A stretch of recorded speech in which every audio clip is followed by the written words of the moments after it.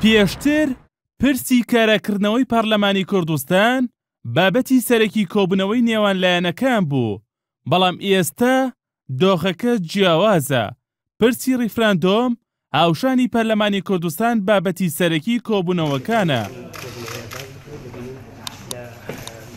نیسانی ئەمساڵ مانگی سێگۆشەی گفتوگۆکانی پارتی گۆڕانی یەکێتی بوو، ڕۆژێک لە سلێمانی کۆدەبنەوە و ڕۆژێکیش لە هەولێر، بەڵام هەر جارە و بە شێوەیەک باسە ریفراندۆم و پەرلەمانی کوردستان دەکەن. بە پێی ڕاگەیەنراوی دوایین کۆبنەوەی مەکتەبی سیاسی پارتی وێکێتی بە ئامادەبوونی بارزانی لە پیرمام ڕێکەوتن لەسەر ئەم خاڵانە. یەکەم، پێکێنانی لیژنەی تایبەت بە پرۆسەی ریفراندۆم و دەستنیشانکردنی وادەکەی. دووەم، چۆنێتی کارەکردنەوەی پارلەمانی کوردستان بە شێوازێک کە لە خزمەت ریفراندۆم و سربەخۆیی و یەکریزی نیشتیمانی دەبێت. سێەم، پرۆژەی نەخشە ڕێگایەکێتی دوای دراسەکردنی لەلایەن پارتیەوە وەڵام بدرێتەوە. گرنگەوەی ناوڕۆکی ڕێکەوتنامەکە جێبەجێ بکەین. ئەمان جێمە ئەوەیە.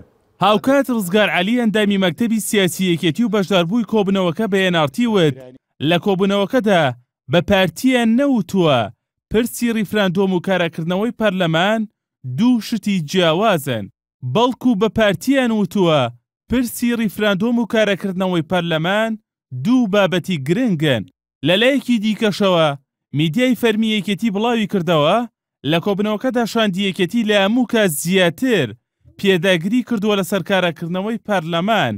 ئەم زەختێککە کردویانە کەمی بکەنەوە. پێچەوانەی ڕاگەیەنراوەکەی پارتی وێکێتی و قسەکانی ئەندامەکەی مەکتەبی سیاسی یەکێتی بۆ NRT مەحموود محەممەد وتەبێژی پارتی بە میدیای حزبەکەی وتووە شاندی یەکێتی لە کۆبنەوەکەدا بە پارتیان وتووە پرسی ریفراندۆم و کارەکردنەوەی پەرلەمان بەیەکەوە نابەستنەوە و دوو شتی جیاوازن و پەیوەندیان بەیەکەوە نییە.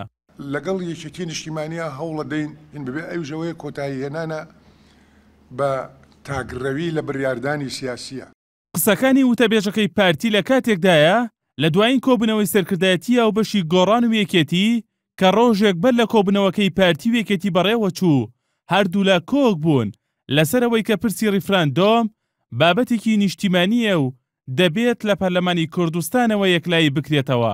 بە پێی ڕاگەیەنراوە هاوبەشەکەیان هەفتەی ڕابردووش هۆشیار سیوەیلی بەرپرسی پەیوەندەکانی دەرەوەی پارتی وتی زۆرینەی ئەندامانی مەکتەبی سیاسی یەکێتی لەگەڵەوەدان پەرلەمانی کوردستان کاران نەکرێتەوە و ئەمساڵیش ریفراندۆم ئەنجام بدرێت.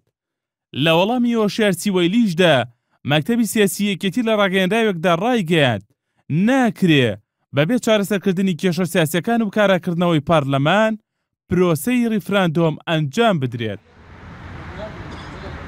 هەندێک لە چاودێرانی دۆخی سیاسی هەرێم بە پشتبەستن بە قسەکانی بەشێک لە بەرپرسانی باڵای پارتی پێیان وایە شاندەکانی یەکێتی لە کۆبنەوەکانیاندا لەگەڵ پارتی لە پیرمام شتێک دەڵێن و لە کۆبنەوەکانیشیاندا لەگەڵ بزوتنەوەی گۆڕان لە سلێمانی شتێکی دیکە دەڵێن. هونەر ئەحسان NRT